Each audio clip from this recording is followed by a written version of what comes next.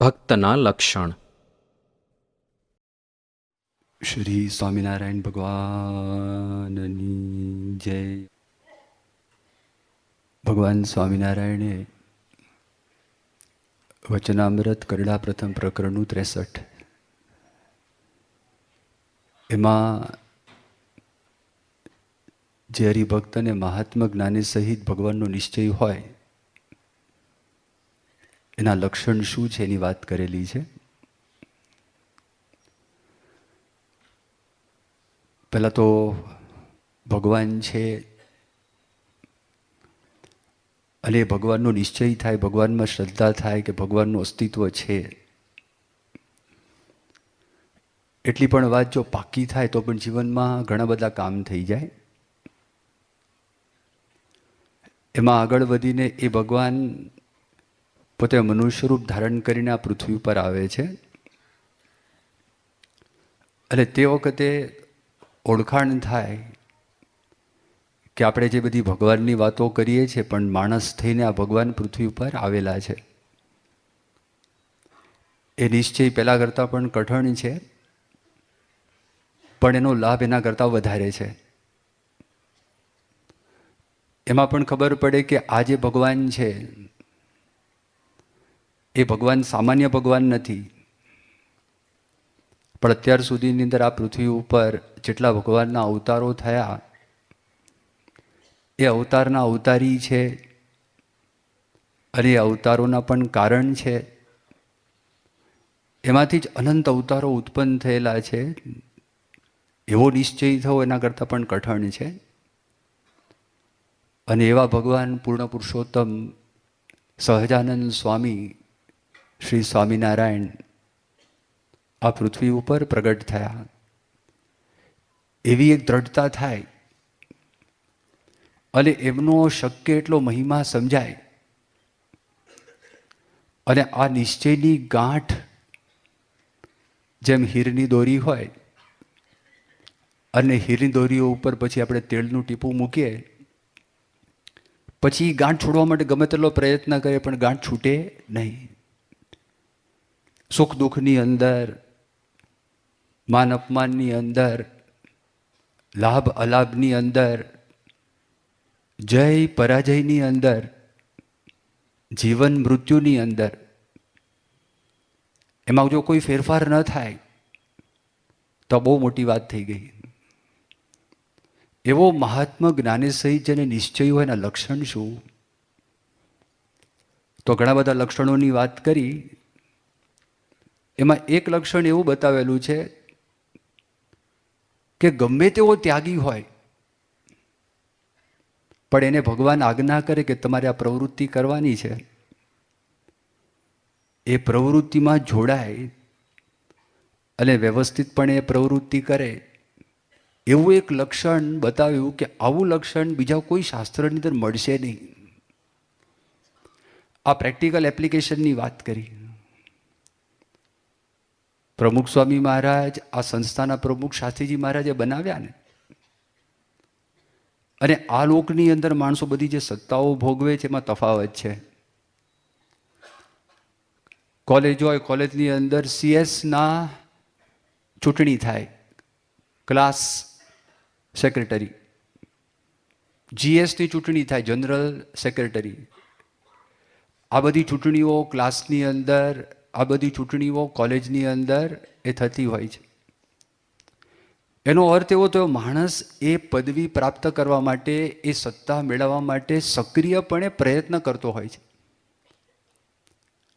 ત્યાર પછી બધી રાજકારણની તમે ચૂંટણીઓ જો, એની અંદર માણસની સામેથી ઈચ્છા થાય છે કે હું આ પદવી પ્રાપ્ત કરું, હું આ સ્થિતિ પ્રાપ્ત કરું.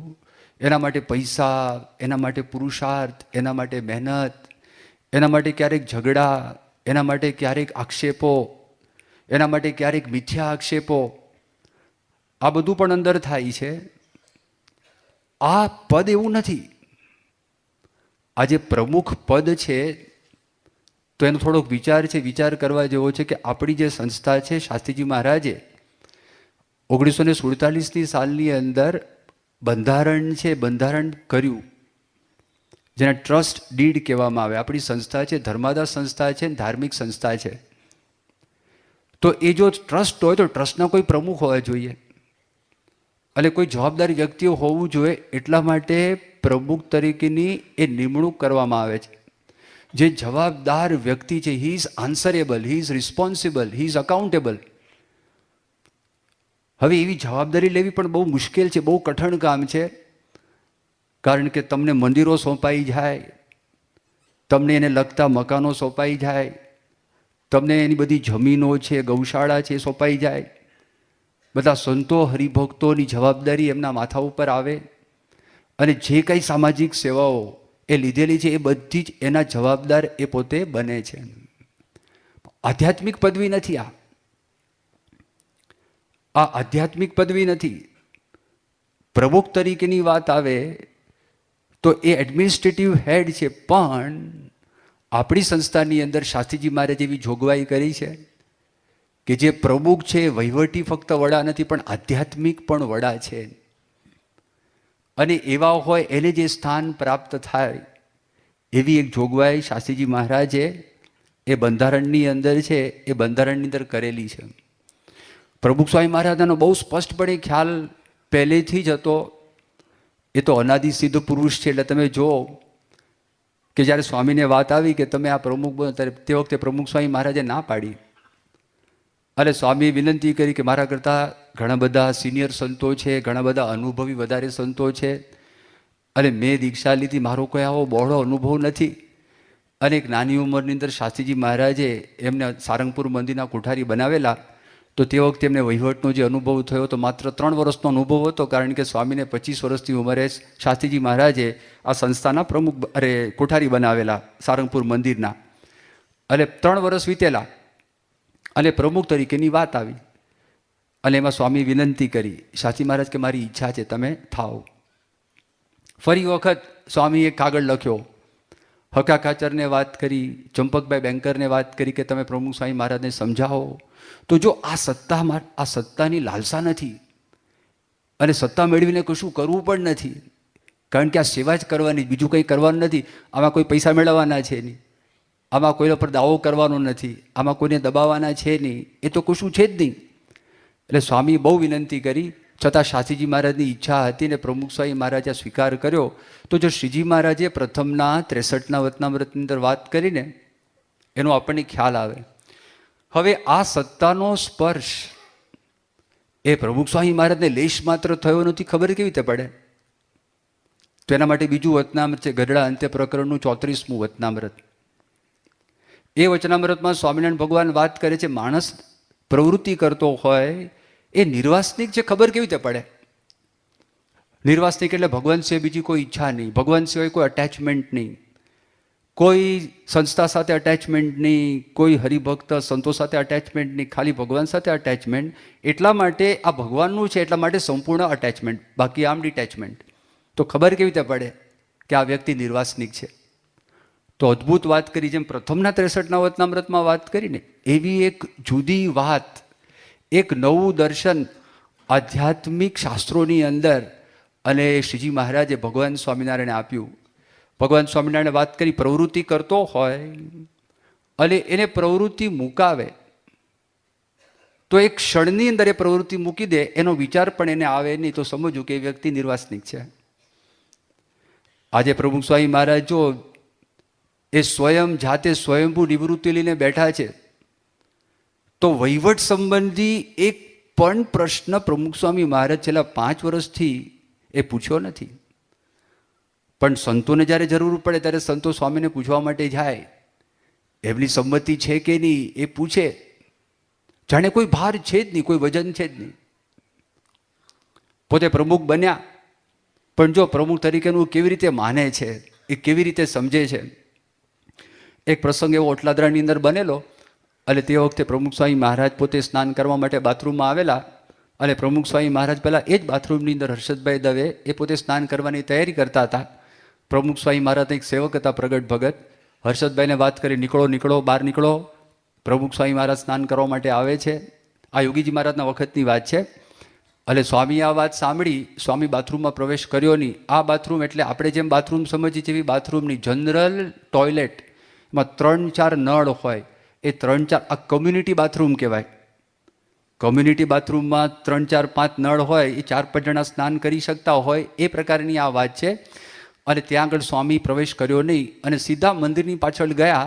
ત્યાં આગળ એક ચોકડી હતી. એટલે સ્વામીએ એક સંતને વાત કરી, પ્રગટ ભગતને વાત કરો, મારો કટકો છે લુવાનો, એ લાવે અહીંયા આગળ. ઠંડીના દિવસો હતા. સ્વામીએ ખુલ્લાની અંદર સ્નાન કર્યું. અને પછી પ્રગટ ભગતને વાત કરી, આ જો પ્રમુખ તરીકેની પદવીની પ્રમુખ સ્વામી મહારાજના મનમાં કેટલી કિંમત છે. પ્રગટ ભગતને કહે છે, જો એકલા છે, જાહેરમાં કદાચ માન માટે કહેતા હોય, બીજું કોઈ છે નહીં, કોઈને ખબર નથી. તે વખતે કોઈ વિડીયો લેનાર હતું નહીં, કોઈ કેમેરાવાળો હતો નહીં, કોઈ નોંધ કરનારું હતું નહીં. પ્રમુખ સ્વામી મહારાજને પ્રગટ 2 જણા હતા. જેવા પ્રગટ ભગત કટકો લઈને આવે, સ્વામી કે તારો પ્રમુખ તે વળી કોણ મોટો થઈ ગયો છે? ખબર પડે છે કોણ હરિભક્ત છે? અને પેલા ડઘાઈ જ ગયા. સ્વામી બોલતા હતા, તારો પ્રમુખ તે વળી કોણ મોટો છે? એટલે એમના મનની અંદર તમે જુઓ, પ્રમુખ તરીકેની જે ભાવના લેશ માત્ર નથી. અરે પ્રમુખ પોતાને માનતા જ નથી. સારંગપુરમાં એક પ્રસંગ એવો બનેલો, અને એમાં એક માતમ સ્વામી કરીને હતા. અને માતમ સ્વામી તે વખતે રાજકોટમાં રહેતા હતા. રાજકોટમાં આપણું જૂનું મંદિર, અને મંદિરમાં રહેતા હતા. આ મોટું મંદિર તો પછી થયું. અને સારંગપુરની અંદર પ્રમુખ સ્વામી મહારાજને હાથ જોડીને વિનંતી કરી કે સ્વામી, રાજકોટની અંદર એક સાધુની જરૂર છે, અને ગઢડા મંદિરની અંદર એક સાધુ એક્સ્ટ્રા છે, પણ આપ સંસ્થાના પ્રમુખ છો, એટલે મારે આપને પૂછવું પડે ને. અને સ્વામી તરત કે પ્રમુખ તો શ્રીજી મહારાજ છે, અને અમને તો વ્યવસ્થા માટે રાખેલા છે. ઇન્સ્ટન્ટલી ખાલી 4-5 જણા ત્યાં ઊભા હતા. અને માતમ સ્વામીને પ્રમુખ સ્વામી મહારાજે આ વાત કરી કે પ્રમુખ તો શ્રીજી મહારાજ છે, અને અમને શેના માટે રાખેલા છે? માત્ર એક સેવા કરવા માટે રાખેલા છે. ભલે સાથીજી મહારાજ એમને પ્રમુખ બન્યા, પણ પ્રમુખ સ્વામી મહારાજ પોતાને માનતા નથી કે હું આ સંસ્થાનો પ્રમુખ છું. આવી એમના અંતરની અંદર ભાવના. સ્વામીના મુખમાંથી ઘણા બધા શબ્દો તમે જો નીકળતા કેવા નીકળેલા છે. માણસમાં અને દિવ્ય તત્વમાં તફાવત છે. આપણને જેમ સત્તા મળે ને, આપણો પાવર વધે, આપણી ગરમી વધે, આપણે દબાવવા લાગીએ, એ માણસનું કામ. વધારે માણસો માનવા લાગે, વધારે અહંકાર ઉત્પન્ન થાય. પ્રમુખ સ્વામી મહારાજ 100 વખત એમના મુખે સાંભળેલું છે કે દાસનો દાસ થઈ, દાસ એટલે નોકર, નોકરનો નોકર થઈ, જે રહે સત્સંગમાં, ભક્તિ તેની ભલી માનીશ, રાચીશ તેના રંગમાં. આ સ્વામિનારાયણ ભગવાનનું વચન જે ભક્ત ચિંતામણીની અંદર નિષ્કુળાનંદ સ્વામી પોતે લખેલું છે કે દાસનો દાસ થઈ, જે રહે સત્સંગમાં. તો સ્વામિનારાયણ ભગવાન કહે છે એની ભક્તિ ભલી માનીશ, રાચીશ એના રંગમાં. આ ઘણી બધી વખત સ્વામી બોલે છે. જ્યારે ટ્રસ્ટીઓની મિટિંગ અમદાવાદમાં એક વખત થયેલી, ઘણા બધા વર્ષો પહેલાંની આ વાત છે. એટલે પ્રમુખ સ્વામી મહારાજ બધા ટ્રસ્ટીઓને વાત કરી, જો આપણે સેવક થઈને સેવા કરવાની છે, આપણે દાસ થઈને સેવા કરવાની છે. આ કોઈ દિવસ આપણા મનમાંથી ભૂલાવવું ન જોઈએ.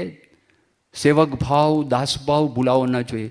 એક વખત પ્રમુખ સ્વામી મહારાજ બોચાસણમાં હતા, એટલે તે વખતે બધી મિટિંગ હતી. સ્વામી પોતાના રૂમમાં હતા. રૂમનું બારણું ખુલે, એક નાનો હોલ હતો. હોલમાં સદગુરુ સંતો બધા બેઠા હતા, કેટલાક ટ્રસ્ટીઓ પણ ત્યાં આગળ બેઠા હતા. અને એમાં પ્રમુખ સ્વામી મહારાજને બોલાવવાના હતા. હવે પ્રશ્ન એવો થયેલો કે પ્રમુખ સ્વામી મહારાજ રૂમમાં હતા, વાત થઈ ગઈ હતી કે આપને અહીંયા પધારવાનું છે. એ બેસીને તૈયાર હતા, પણ કોઈ એમને બોલાવવા માટે ગયા નહોતા કે તમે આવો. સ્વામી તો વ્હીલચેરમાં હતા. અને થયેલું એવું કે ચાણસદ છે ને, એ ગામ એ ડેવલપ કેવી રીતે થાય, પ્રમુખ સ્વામી મહારાજનું જન્મસ્થાન, એની બધી વાતો ચાલતી હતી.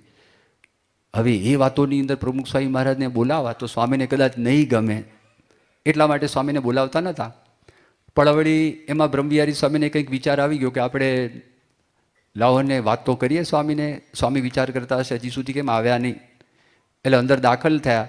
દાખલ થઈને બ્રહ્મવિહારી સ્વામીએ વાત કરી કે બાપા, અત્યારે તો ચાણસદની બધી ચર્ચાઓ ચાલે છે, એટલા માટે આપને બોલાવ્યા નથી, પણ આપ તો બધાથી પર છો, એટલે ચાણસદનું કંઈ આપને બંધન નથી. એ ભાવ હતો. આપ તો બધાથી પર છો, આપ બધાથી પર છો. એ જેવા શબ્દો સ્વામીએ સાંભળ્યા અને સ્વામી કે ના ભાઈ ના, હું બધાથી નીચો છું અને બધાની ચરણ રજ છું. આ વિચાર કરો, જે વખતે આ 2011માં કે 2012ની સાલનો આ પ્રસંગ છે, સ્વામીની ઉંમર 90 વર્ષની છે, એમના અંતરની અંદર આ ભાવના છે કે હું બધા કરતાં નીચો છું. ફક્ત સ્વામી બોલી ગયા, સ્વામી વાત કરી ગયા એવું નથી. સ્વામીનું તમે જીવન જો, સ્વામી ભિક્ષા માગી છે ને. અને વિવેકસાગર સ્વામી ઘણી બધી વખત વાત કરે છે, કારણ કે એ તો બહુ સુખી કુટુંબમાંથી આવેલા હતા. સુખ સાહેબી બધી ઘણી બધી જોયેલી હતી અને એમના સગાવાલા પોતે માતા પિતા એ બધા પણ ખૂબ સુખી હતા. અને ભિક્ષા માગવાની વાત આવીને તે વખતે પ્રમુખ સ્વામી મહારાજ કે ચાલો આપણે ભિક્ષા માગવા માટે જઈએ. એટલે વિવેકસાગર સ્વામી હસતા હસતા કે સ્વામી મને આ નહીં ભાવે, મને આ અનુકૂળ નહીં આવે. સ્વામી કે જો હું તમને શીખવાડું કેવી રીતે મગાય, આવો. અને બામણ ગામની અંદર વિવેકસાગર સ્વામીને પ્રમુખ સ્વામી મહારાજ હસતા હસતા ત્યાં લઈ ગયા. સ્વામી ભણ્યા, આપણે કઈ અક્ષર બ્રહ્મ છે, ગુણાતીત સન છે, ભગવાનના અખંડ ધારક છે, આધ્યાત્મિક દ્રષ્ટિ આટલી મોટી હસ્તી છે. પણ પ્રમુખ સ્વામી મહારાજ જ્યારે ભણતા હતા એટલે સાધુની વાત કરું છું, તે ભિક્ષા જ માગતા હતા. અને શાસ્ત્રીજી મહારાજે કીધું ભણાવનાર છે શાસ્ત્રીના પૈસાની વ્યવસ્થા હરિભક્તો પાસેથી હું કરાવડાવીશ, પણ જમવાની વ્યવસ્થા તમારે જાતે કરવાની. એટલે ભિક્ષા માગવા માટે જતા.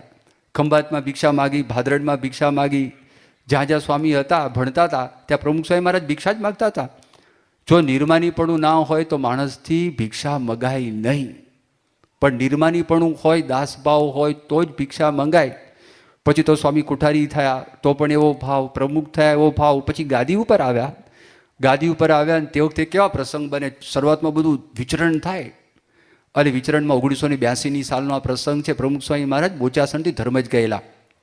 ધર્મજમાં પારાયણ હતી અને પારાયણ પછી બધી પધરામણીઓ હતી. સાંજનો ટાઈમ હતો, પ્રમુખ સ્વામી મહારાજ નીકળ્યા તો તે વખતે એટલી બધી ફાસ્ટ પધરામણી થાય. સ્વામીની ચાલ પણ એકદમ તેજ, એમની ચાલ પણ એકદમ ઉતાવળી, ફટ ફટ ફટ બધું જોઈએ, વ્યવસ્થિત જોઈએ, ટાઈમસર જોઈએ અને એકદમ નજર ફરે ને બધા આગા પાછા થવા લાગે. એટલે બધાને તૈયારી કરવાની. વિવેકસાગર સ્વામી હોય તો વિવેકસાગર સ્વામી થેલો લઈને જાય. હવે થેલામાં બધી કંઠીઓ હોય, એ કંઠી છે ને ગૂંચાય, એમાં વાર લાગે. વર્તમાન ધરાવવાના, કંઠી પહેરાવવાની એટલી બધી થોડીક વાર થાય ને. સાંજનો ટાઈમ થઈ ગયો હતો અને સાંજનો ટાઈમ થઈ ગયો હતો અને પ્રમુખ સ્વામી મહારાજ પોતે ત્યાં અંધારું હોય, લાઇટો અત્યારે જેમ આપણે 24 કલાક કરંટ છે, 24 કલાક કરંટ તો હતો નહીં.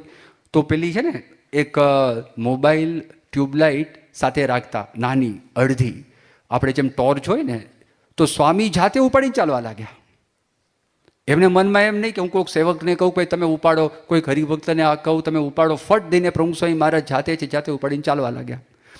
પછી પધરામણી થઈ. પધરામણીમાં પેલા હરિભક્ત આરતી ઉતારતા હતા અને બાજુમાં ઘંટડી પડી હતી. સ્વામી ઘંટડી વગાડવા લાગ્યા. પોતે પૂજારી, એમના મનમાં એવો વિચાર નહીં ભાઈ ઘંટડી છે, પેલો સાથે વગાડે બરાબર છે, સદગુરુ હોય તો બે હાથે કરે, આ વાત કરે. પણ હાથમાં નોર્મલી એવું હોય કે આપણે સાથે જે વ્યક્તિ હોય ભગવાનના સેવક છે તો સેવક તરીકે જાતે કરવું જોઈએ. અને સ્વામી કે લાવો નહીં, લઈ જ લીધી. કશું નહીં, એના મનમાં એવું પણ નહીં કે આ બરોબર કરે છે, આ બરોબર નથી કરતો, ભક્તિ કરે છે બધી બરોબર જ છે, પણ સ્વામીના મનની, ભગવાનની આગળ પોતે કશું છે જ નહીં. એકદમ અમદાવાદ મંદિરમાં શાહીબાગમાં એક ભાઈ હતા, એ લગ્ન કરીને પછી આશીર્વાદ લેવા માટે આવેલા. બાપાની આજ્ઞાથી જ લગ્ન કરેલા હતા. એને લગ્ન કરવાની ઈચ્છા હતી જ નહીં. સ્વામી કીધું તું જા, તું જોયા હો અને આ હરિભક્ત સારા છે અને તું જા. અને બાપાની આજ્ઞાથી એમણે કર્યા. એટલે આશીર્વાદ લેવા માટે આવ્યા હતા અને સ્વામીને ત્યાં દંડવત કર્યા કોળી મંડપમાં. સ્વામી એકદમ આકરા થયા. સ્વામી કે ભાન પડતી નથી, આ લગ્નનો દિવસ છે. સ્વામી કે ભાન પડતી નથી, ઠાકોરજીની મર્યાદા રાખ. અહીં શું દંડવત કરવાના, ત્યાં દંડવત કર, અહીં દંડવત શું કરવાના. તરત જ ઇન્સ્ટન્ટ. અને આ કંઈ ગોઠવણી કશું જ નહીં. એક વખત સ્વામીના પેટની અંદર બહુ સખત દર્દ થયેલું, પેન્ક્રિએટાઇટિસનું, અને એટલું બધું દર્દ હતું એમાં સોજો આવી ગયો હતો. અને સ્વામી આવેલા અમદાવાદ મંદિરની અંદર અને પછી હરિભક્તોને ખબર નહીં, પધરામણી બધી ગોઠવાઈ ગયેલી. સ્વામી પધરામણી કરીને આવ્યા, રાત્રે મોડું થયું હતું, લગભગ 10 સાડા 10 થઈ ગયા હતા. બાળકોનો કાર્યક્રમ હતો, એ જૂના સભા મંડપમાં કાર્યક્રમ. અને કાર્યક્રમની અંદર એક બાળક છે એ પૂછે ને સ્વામી જવાબ આપે, પ્રશ્ન પૂછીને જવાબ આપે. એક બાળકે વાત કરી કે સ્વામી આપનું અક્ષરધામ છે અને જો દુખાવો છે અને ઘણા બધા પ્રશ્નો તો થઈ ગયા છે, અને સ્વામી સાંભળીને જવાબ આપે છે અને કે સ્વામી આપનું જે અક્ષરધામ, સ્વામી કે મારું અક્ષરધામ નથી, શ્રીજી મહારાજનું અક્ષરધામ છે. આ અક્ષરધામ શ્રીજી મહારાજનું છે. તરત જ જો એ બોલે છે કે તમારું અક્ષરધામ છે, એક રીતે જે બાપનું હોય બેટાનું કહેવાય, પણ આ સ્વામી સેવક ભાવ છે, દાસ ભાવ છે, પડે પડે આપણા જીવનમાં સ્વામીના જીવનની અંદર આપણને દેખાય છે અને આપણે જોતા આવ્યા છે કે સ્વામીના જીવનની અંદર આ બધી વાતો છે. હંમેશા દાસ ભાવ, નમ્ર ભાવ, એ ભિક્ષા માગવામાં મેં તમને વાત કરીને કોઈ પણ પ્રકારનો સંકોચ નહીં, ઘંટડી વગાડવામાં સંકોચ નહીં, હાથમાં ટોર્ચ છે એ ટોર્ચ રાખવાનો સંકોચ નહીં. એક પ્રસંગ એવો થયો હતો, સ્વામી ગોંડલમાં હતા. ગોંડલમાં ભક્તિકિશોર સ્વામી છે, અને ભક્તિકિશોર સ્વામી જ્યારે સભા હોય ને અને હરિભક્તો બધા ભેગા થયા હોય તો તે વખતે એ સેવા કાઢે, સેવા ઉત્પન્ન કરે. કઈ સેવા? ઘઉં સાફ કરવાની સેવા. એક બાજુ કથા ચાલે, હરિભક્તો સભામાં બેઠા હોય અને બપોરની કથા હોય, એમાં ઘઉંની ઢગલીઓ મૂકી દે એટલે હરિભક્તો કથા સાંભળતા જાય, ઘઉં સાફ કરતા જાય, મંદિરનું કામ થાય. કારણ મંદિરમાં માણસો ઓછા, આ બધું કરવું કેવી રીતે? બપોરનો ટાઈમ હતો, પ્રમુખ સ્વામી મહારાજ બેઠા હતા અને 1 વાગેલો, 12:30થી 1ની કથા થઈ. તો તે વખતે બધા હરિભક્તો આ ઘઉંની ઢગલી છે એમાંથી બધા કાંકરા છે, કાંકરા વીણતા હતા. 1 વાગ્યો એટલે પ્રમુખ સ્વામી મહારાજને સેવક બોલાવવા આવ્યા, સ્વામી ચાલો હવે અંદર. એટલે સ્વામી ઊભા થયા, સોરી 1:30 વાગેલો, અને સ્વામી ઊભા થયા અને ઊભા થતાં થતાં હરિભક્તોને વાત કરી, હરિભક્તો કોઈ ઊભા થતા નહીં, અમે જઈએ છીએ, આ સેવા જ્યાં સુધી પતે નહીં ત્યાં સુધી તમે બધા બેસજો. એમ કરીને સ્વામી બહુ પ્રસન્ન થતા, હરિભક્તો સેવા કરતા હતા. અને સ્વામી, જો તમે ગોંડલનો સભા મંડપ જો, જૂનો સભા મંડપ, એમાં સ્વામી વચ્ચે એમનું આસન હતું અને ઉતારા તરફ સ્વામી જઈ રહ્યા હતા, એટલે જે યોગી બાપાની રૂમ છે એ તરફ, અને બધા હરિભક્તો સામે ઘઉંની ઢગલીઓ બધી મૂકી હતી. એટલે સ્વામી નીકળ્યા, એટલે નીકળીને છેલ્લી ઘઉંની ઢગલી હતી ત્યાં હરિભક્ત અને સંતો બેઠા હતા ને, પ્રમુખ સ્વામી મહારાજ સીધા જમીન ઉપર બેસી ગયા. પહેલાં તો આસન ઉપર બેઠા હતા, કથા સાંભળતા હતા, એ પત્રલેખન કરતા હતા અને હરિભક્તો સેવા કરતા હતા. અને સ્વામી કીધું તો ખરા તમે બેસો, સ્વામી બેસી ગયા અને જમીન ઉપર જ, કાંઈ પાથરણું નહીં, કશું જ નહીં, અને બેસી ગયા. એમને બધા દોડાદોડી કરી નાખી કંઈ ગાદી મૂકવા માટે. સ્વામી કે ના બરાબર, અહીંયા મજા આવે, બધાની સાથે મજા આવે. અડધો કલાક 2 વાગ્યા સુધી પ્રમુખ સ્વામી મહારાજ ત્યાં આગળ બેઠા અને બધા ઘઉં સાફ થઈ ગયા, ત્યાં સુધી પોતે બેઠા રહ્યા. હવે ક્યારે બન્યા? આ ગાદી ઉપર છે, યોગી બાપા ધામમાં ગયા પછીની આ વાત છે. આ 1972ની સાલનો પ્રસંગ છે અને આ ત્યાં પ્રસંગ બન્યો. હવે ઘઉં વીણવાની તમને વાત કરી, એમાં તો કંઈ ગંદકી આવતી નથી. પણ 1962ની સાલમાં અમદાવાદ મંદિરમાં જ્યારે પ્રતિષ્ઠા વિધિ થઈ એટલે તે વખતે રાત્રે 10 વાગેલા અને ઉકરડામાંથી કચરો, એની એક લારી, એમાં નારાયણ પ્રસાદ સ્વામી બધા પતરાવાળા અને પડિયા અને બધું અંદર મૂકેલું હતું. અને એ પોતે એકલા હાથે, કારણ કે વ્હીલ હોય રબરનો તો કરી શકે, વાંધો ના આવે, પણ એક ઢાળ આવ્યો અને પ્રયત્ન કરે પણ પાછી આવે, પ્રયત્ન કરે પાછી આવે. ખબર નહીં, પ્રમુખ સ્વામી મહારાજ તે વખતે ગ્રાઉન્ડ લેવા માટે નીકળ્યા હશે અને સ્વામી તરત જોયું અને નારાયણ પ્રસાદ સ્વામી વિચાર કરે, પહેલાં સ્વામી એ ગાડે જોડાઈ ગયા અને સ્વામી ગાડું ખેંચવા લાગે. સ્વામી તમે રહેવા દો. સ્વામી કે આ સેવા ક્યાંથી, આ તો તક, આ તો મળી ગઈ. અને સ્વામી એ કચરાની લારી છે એ કચરા પેટી સુધી લઈ ગયા, ત્યાં ઊભા રહીને નારાયણ પ્રસાદ સ્વામીને મદદ કરી એ કચરો ઠાલવવા માટે. તે વખતે સ્વામીના મનમાં વિચાર નથી કે હું આ સંસ્થાનો પ્રમુખ છું, એવો વિચાર એમના મનમાં આવ્યો નહીં. સ્વામીની જન્મ જયંતિ ધર્મજની અંદર તે વખતે પ્રમુખ સ્વામી હરિભક્તોની દાંતણની ચીરીઓ જે જીભમાંથી ઉળ ઉતારી અને એ બધું મેલ સાથે ત્યાં નાખેલું હોય, હાથથી પ્રમુખ સ્વામી મહારાજ દાંતણની ચીરીઓ ઉઠાવી અને કચરા પેટીમાં નાખતા હતા. બોચાસણની અંદર પ્રમુખ સ્વામી મહારાજે હાથથી મૂતરડી સાફ કરતા હતા. 1977ની સાલમાં સ્વામીની જન્મજયંતિ દારે સલામમાં હતી. સંતો શૌચવિધિ કરીને આવે તો તે વખતે બધી ધૂળ છે ને, એ ધૂળથી હાથ ધોવાના હોય. ડાબો હાથ છે એ 10 વખત ધોવે અને બંને હાથ છે 7 વખત ધોવે, તો બેસીને ભરાય ને. કેટલાક સંતોજી આવ્યા હશે, એ સંતોની બધી ધૂળ છે બેસીનમાં પડેલી હતી. અને પ્રમુખ સ્વામી મહારાજ સૌ જુદી કરવા માટે ગયા. એ જ એક જ હતું ત્યાં આગળ જવા માટે આવ્યા. અને સ્વામીએ હાથ ધોયા અને સ્વામી જાતે એ બધી ધૂળ છે ને એ સાફ કરવા લાગ્યા. બાજુમાં સેવકો ઊભા, તેમણે વાત કરી, બાપા તમે રહેવા દો. સ્વામી કે સ્વયં સેવક, પોતાની સેવા પોતે કરવી પડે, બીજાએ સાફ નથી કરી એવો વિચાર સુદ્ધા નહીં, વિચાર સુદ્ધા નહીં. ખાલી એકલા સ્વામીના કાંઈ હાથ ધોયેલી ધૂળ નહોતી, એ આગળ જે હતી એ પણ ધૂળ પડેલી હતી. અને સ્વામી પોતે સાફ કરવા લાગ્યા. અને આ તો ધારો કે ચાલો સંતો ગયા હતા, પણ હરિભક્તો સંડાસ કરીને આવ્યા હોય અને એ હરિભક્તોનો મળ અને એ બધું મૂક્યું હોય એ પણ પ્રમુખ સ્વામી મહારાજ બોચાસણની અંદર સાફ કરતા હતા. તો જો પ્રમુખ એ કયા પ્રમુખ, કેવા પ્રકારના પ્રમુખ! આ તો વિશ્વ માટે એક આદર્શ છે કે કોઈને લીડ કરવા હોય કોઈ પણ ક્ષેત્રની અંદર નેતાનું મોટા મોટું લક્ષણ આ છે, એ નમ્રતા છે, નિર્માનીપણું છે. અને એનો મોટા એ જે નેતાનું બીજું લક્ષણ છે, જે કામ કરી રહ્યા છે એના માટે પેશન છે, એના માટે લગન છે, એના માટે લાગણી છે, એના માટે પ્રેમ છે, એના માટેની ગરજ છે. અને ત્યારે આ કામ થાય, બાકી કામ ન થાય. અને આવો ભાવ તો જિંદગીની અંદર કોઈ દિવસ ક્યારે પણ ન રહે. આ સ્વામી પોતે કામ કર્યું, પણ અહીંયા 1986ની સાલમાં પુરુષોત્તમપુરા રઢુની પાસે પ્રમુખ સ્વામી મહારાજ પધારેલા હતા. સંતો પણ ત્યાં આગળ ગયા હતા. સ્વામી સાંજે વોકિંગ કરતા હતા. હવે આ રઢુની અંદર પુરુષોત્તમપુરામાં એ ખેતરની અંદર કૂવાવાળા શૌચાલય હોય, નીચે કૂવો હોય, ઉપર બધું ધાબુ મારી દીધું હોય, એ પ્રકારના. એમાં ઘનશ્યામચરણ સ્વામી ગયા હતા અને પ્રમુખ સ્વામી મહારાજ સાંજે વોકિંગ કરતા હતા. સ્વામીને ખ્યાલ નહીં અને ઘનશ્યામચરણ સ્વામી બહાર નીકળ્યા. અને તે જ વખતે પ્રમુખ સ્વામી આમ આવ્યા અને જોયું કે ઘનશ્યામચરણ સ્વામી ઘનશ્યામ બાપા નીકળ્યા. એટલા ભાવથી, સેવક ભાવથી, એટલા પ્રેમથી પ્રમુખ સ્વામી કીધું કે ઘનશ્યામ હાથ ધોવડાવું? સ્વામી હાથ ધોવડાવે એમ. હું ધોવડાવું? બિચારા શરમાઈ ગયા કે સ્વામી એ તો હું ધોઈ લઉં છું, થઈ જશે. કારણ કે બહાર નીકળે તો કોઈક ધોવડાવવા પડે, કારણ કે ત્યાં નળ હતા નહીં. સ્વામી કે હું ધોવડાવું? એ પ્રકારનો ભાવ હૃદયની અંદર સતત ભાવ જોવે. એક સ્વામી બનારસ ગયેલા અને બનારસની અંદર એટલે કલકત્તા હતા યોગી બાપા અને પ્રમુખ સ્વામી મહારાજ સાથે હતા, સંતો હતા. ત્યાંથી છપૈયા જવાનું હતું, રસ્તામાં બનારસ આવ્યું. હવે જે હરિભક્તના ઘરે ઉતારો હતો ત્યાંથી નીકળવાનું હતું, રસોઈ કરવાની હતી અને બધા સંતો છે પૂરી છે પૂરી બનાવતા હતા. અને સ્વામી રસોડામાં દાખલ થયા બાપા, અને એમણે જોયું કે આ લોકોને તકલીફ પડે છે. અને સ્વામી સીધા જ ગયા. કેરોસીનનો એક ડબ્બો હતો, એ ડબ્બો સાફ કરીને ઊંધો કરી નાખ્યો. ડબ્બા ઉપર પ્રમુખ સ્વામી મહારાજ બેસી ગયા. સ્વામી કે લાવ હું પૂરી તળું છું, તમે લોકો વણવા લાગો.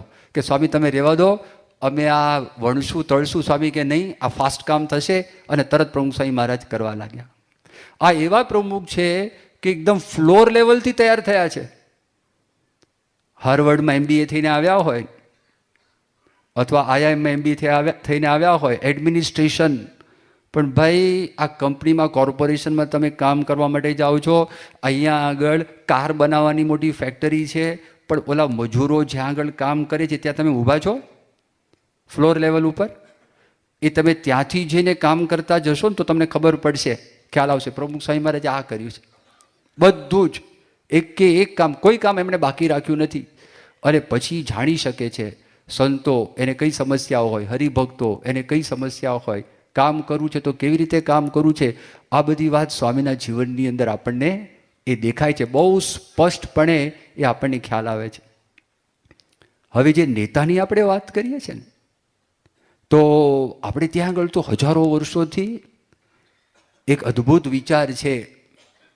પણ પરદેશની અંદર 1970ની આસપાસ એક માણસ AT&T કંપનીમાં કામ કરતા હતા, મિસ્ટર રોબર્ટ કરીને. અને એમણે એક યુરોપ દેશની અંદર એક સાયકોલોજિસ્ટ હતા હર્મન હેસ કરીને, અને એ વ્યક્તિનું એક પુસ્તક વાંચ્યું. એણે અમુક બહુ સરસ પુસ્તક લખેલા છે. આ બહુ મોટા સાયકોલોજિસ્ટ હતા હર્મન હેસ. સિદ્ધાર્થ નામનું પુસ્તક ગૌતમ બુદ્ધ ઉપર એક વ્યક્તિ એણે લખ્યું. બીજું એક પુસ્તક જર્ની ટુ ધ ઈસ્ટ, પૂર્વ તરફની મારી યાત્રા. એ યાત્રાનું પુસ્તક એણે વાંચ્યું. એમાં પહેલી વખત એમાં એક કેરેક્ટર આવે છે, એક માણસ, એનું નામ લિયો.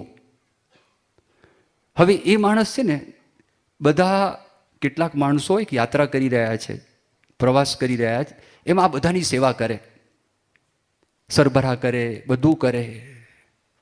અને અમુક દિવસો પછી આ વ્યક્તિ ગુમ થઈ ગયો. તો જે બધા માણસો પ્રવાસમાં હતા ને એ લોકો બધા આગા પાછા થઈ ગયા. પછી કેટલાક દિવસો ગયા ને પાછો આ માણસ મળ્યો, ત્યારે ખબર પડી આ નોકર નહોતો, એ પ્રવાસ કરનારીની આખી જે સંસ્થા હતી ને એ સંસ્થાનો માલિક હતો અને નોકર તરીકે કામ કરતો હતો. તો આ રોબર્ટને પહેલી વખત એક વિચાર આવ્યો, નોકર અને નેતા એ બે ભેગા રહી શકે? અને એક નામ એણે આપ્યું, સર્વન્ટ લીડરશીપ. આજે પરદેશની અંદર છેલ્લા 10 વર્ષમાં 15 વર્ષમાં આના ઉપર હજારો પુસ્તકો લખાયેલા છે. સર્વન્ટ લીડરશીપ આપણે ત્યાં પહેલેથી છે. મહાભારતમાં રાજસુ યજ્ઞને કૃષ્ણ ભગવાને શું માગ્યું? પતરાવાળા ઉચકવાનું. અને તો રાજા હતા, બીજું શું માગ્યું? આ બધા આવે મોટા રાજકુંવરો અને પોતાના મદની અંદર એના પગ ધોવાના, એ માગણી કરી. સ્વામિનારાયણ ભગવાને શું કર્યું? સ્વામિનારાયણ ભગવાને અષ્ટાંગ યોગ સિદ્ધ કર્યો, કેટલું ઐશ્વર્ય પ્રાપ્ત થયું. અને એની સામે મગ્નિરામ છે, શારદા દેવીને પ્રસન્ન કરી ઐશ્વર્ય પ્રાપ્ત કર્યું, તો ઐશ્વર્ય જીરવાયું નહીં. અને લોકોને રંજાડવા લાગ્યા, પૈસા લેવા લાગ્યા, દારૂ માઉસમાં એ ચડી ગયા. એની પાસે તાકાત આવી ગઈ, ઐશ્વર્ય આવી ગયું. કોની સામું જુએ? આપણે કોની સામું જોઈએ? કારણ કે આપણે ડિપેન્ડન્ટ છીએ એટલે જોઈએ છે. આપણે જો ગરજ ને આપણે કોની સામું જોઈએ નહીં, અને આમને કોઈની ગરજ નહીં.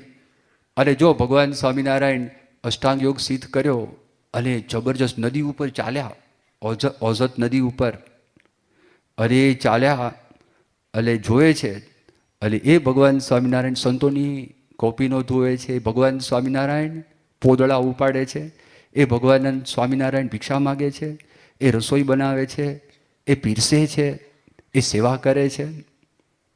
સેવકરામની એમણે સેવા કરી જંગલની અંદર.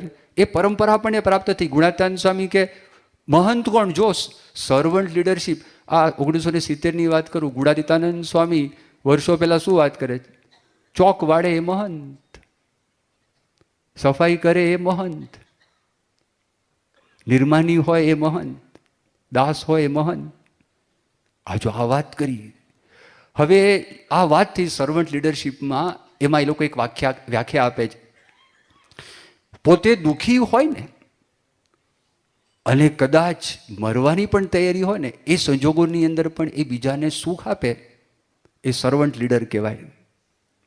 બીજા માટે જ એનો દેહ છે. આ સાચા પ્રમુખ. આજે પ્રમુખ સ્વામી મહારાજ જો 2011ની સાલમાં બોડેલીમાં પ્રતિષ્ઠા થઈ.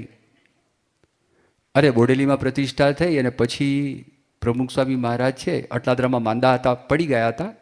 રાત્રે લઘુ કરવા માટે ઉઠ્યા અને પ્રમુખ સ્વામી મહારાજ પડી ગયા. એમને વાગ્યું એટલે જઈ શક્યા નહોતા, પણ પછી ગોધરાની અંદર કરી આરતી, અને બોડેલીની અંદર પણ પ્રમુખ સ્વામી મહારાજે આવ્યા અને પ્રતિષ્ઠા એમને કરી.